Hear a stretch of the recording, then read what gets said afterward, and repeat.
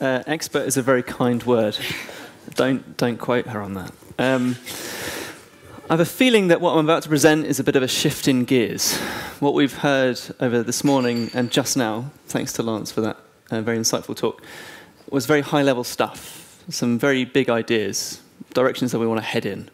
And what I want to do is present what you might consider a marginal innovation that's, I don't want to say pragmatic, as if that was some sort of contrast to what everyone else has presented, but it was born out of the idea that we could do something now, something that was sustainable through a startup perhaps, that would try and tackle this problem, as we saw it, of civic engagement. And that's what I want to talk about now. I want to talk to you about chatbots, what they are. I want to talk to you about a story of civic engagement in the UK, the problem as we see it, and how we think chatbots could help. And then I want to run you through some results, some successes that we've seen, and maybe some barriers. And then what I'll try and do at the end, so we can resume this wonderful series of talks, is shift gears back up to the big ideas, and maybe link back to Lance's talk and some others that we heard this morning. All right, let's see if we can do that in 15 minutes. So, Apptivism, a startup based in London that I started about 7 months ago with a friend of mine, with this idea of challenging this problem of civic engagement, specifically the communication part. People talking to government and government talking to people about political opinions or opinions on policy issues. What I hope will happen when I push this button is the start of a little video on the right. It doesn't seem to be happening. Oh, look at that. There it goes.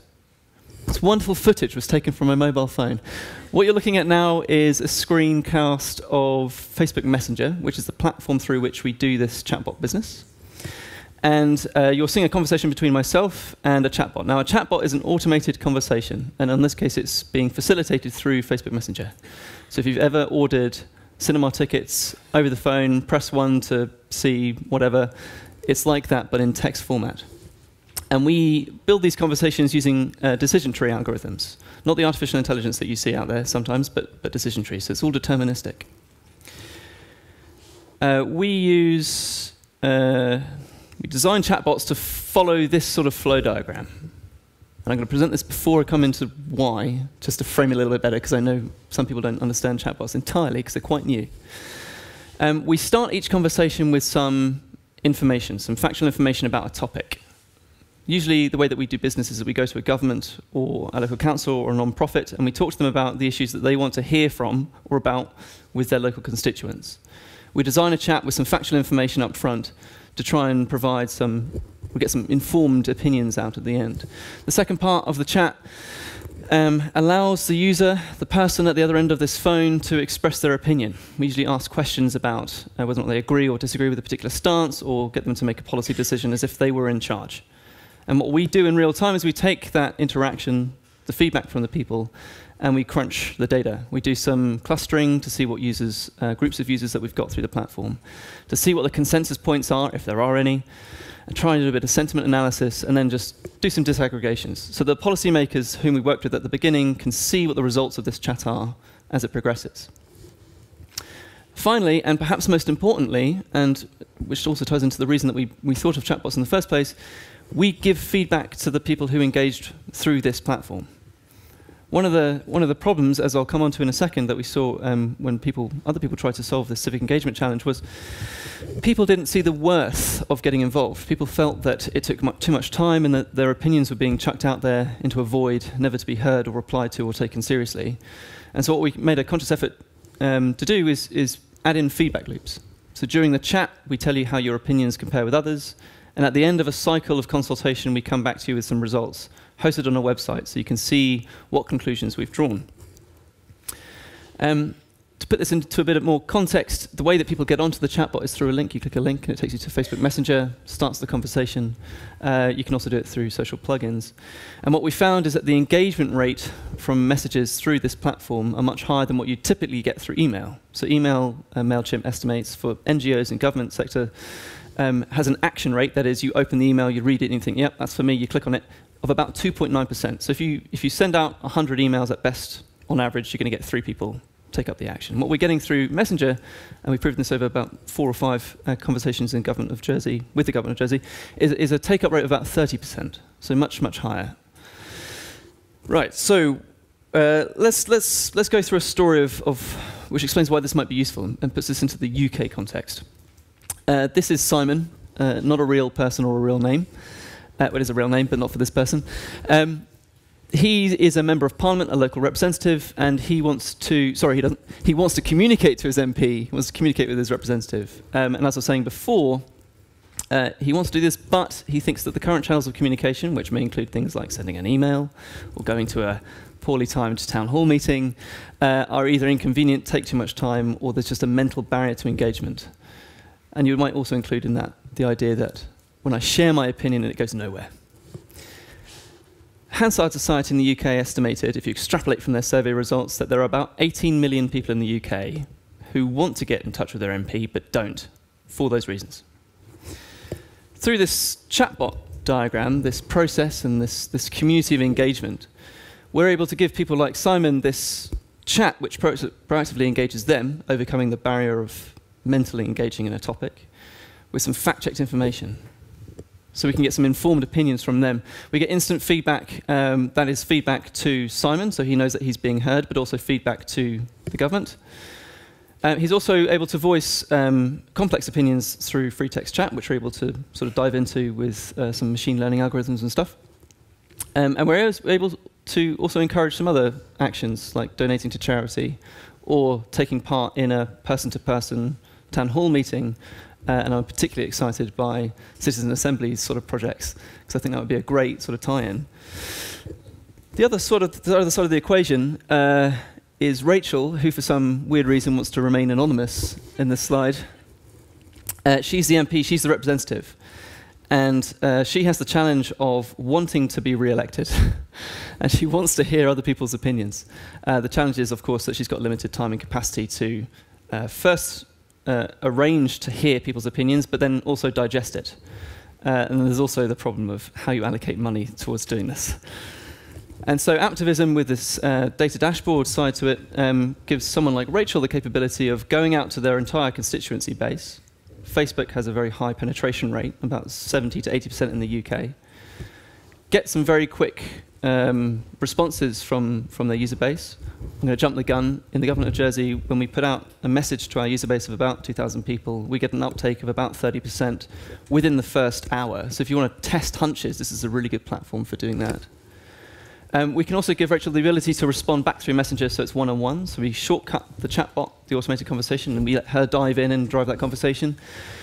And we can also have it tie into other communication channels. Now, as I mentioned, we've been working with the government of Jersey, so we've spent about 3 months coming up with this idea of using chatbots. We started with the app idea, which is why we called it Apptivism. The name stuck, but the tech changed. And then we spent the following 4 months working with the government of Jersey doing a few chats. Now, each time we worked with some civil servants in the government, put together a topic of interest to them, put the chat out, made it public, did some advertising, got the user base in, got their opinions, fed that back. Cycle continues.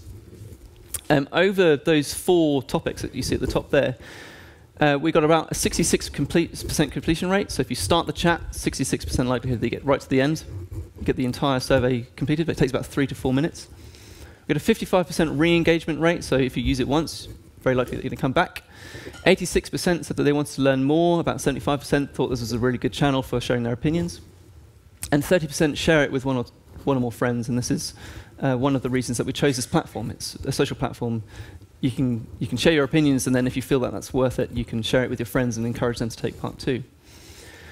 For the government there, we identified points of consensus. As I was saying, we've got this algorithm to sort of draw out these different clusters of users, see these polarizing viewpoints, and then find out where the commonalities are.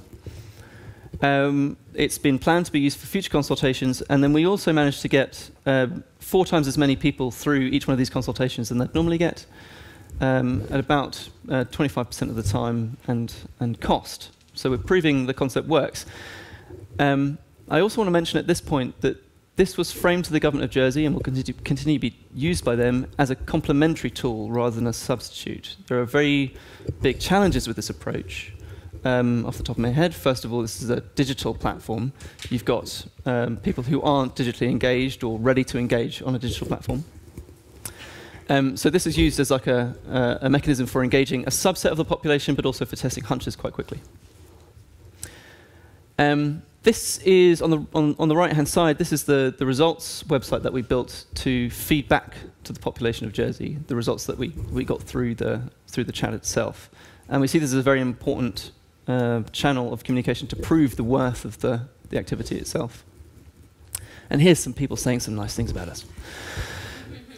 We've also worked with think tanks to poll opinions. We're working with a UK party to engage their membership base. And we're also partnering with Scottish Water and Scotland Government and the OECD to do some consultations around water pricing. So there are 3 use cases. There are many more. I'm going to grab my notebook. This is the point I want to shift gears back up. Lance said towards the end of your talk, you mentioned the idea of idea networks and connecting them. And one of the ways that this technology can be used is for community management. What we've shown here is that it can work quite well for consultation exercises.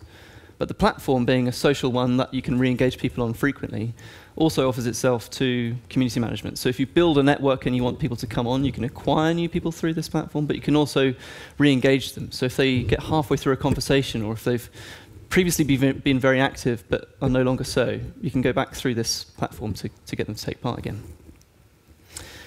We've proven that it works as an endpoint for participation, in this case consultation, but it could also be used for content delivery networks, so you can pump out news, media, other forms of engagement through there. I wanted to talk a little bit about its complementarity with other formats, but I'm running low on time, so instead I might just talk to the wider point of fragmentation in the digital space, which is something that's come up when I've talked to a few of you in the breaks.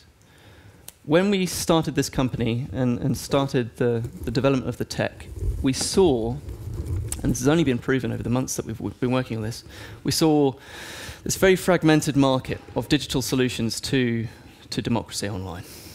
We've got people working in Greece, people working in Paris, people working in the UK, and they've all got different ideas about what works. And they all learn different things.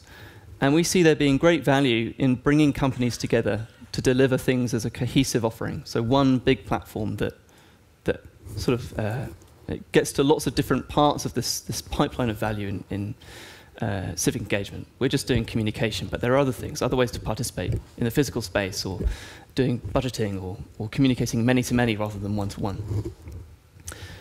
We're trying our very best to meet as many people as we can to try and integrate our tools into theirs to find out what's best. But I think it's interesting to be here today to talk about that, because I think in some ways the lab is an attempt to do that, to bring people together and have them work together. So thank you very much for the time for me to share this idea, but I look forward to speaking with you about how we can work together on that.